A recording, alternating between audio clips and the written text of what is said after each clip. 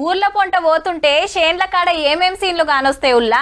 బాయి పక్కకు మేస్తున్న ఎడ్లు, ఆ పక్కకే బండి, అట్లనే కలుపు తీస్తున్న అక్కలు, దుక్కులు దున్నే అన్నలు, గొర్రెలు కొట్టే రైతులు, నాట్లేస్తున్న కూలీలు, చేన్ల చుట్టూ చీరలు, వలలు, ఆడాడ హీరోయిన్ల బొమ్మలు, ఇంకొన్ని జాగాలల్లా మంచెలు, వాటి మీద సప్పుడు కొట్టుకుంటుండే రైతన్నలు.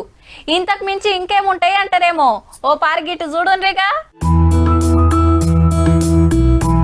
అబ్బా, చుట్టూ షేన్లు, నట్ట నడమ ఇల్లు, ఏమన్నున్నదా? మొత్తం పసుపు రంగు వేసినట్టు కొడుతుందిలే.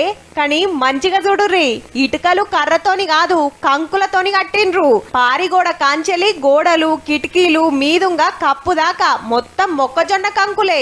ఇంటి ముంగట బండి సుత పెట్టిర్రుల్లో.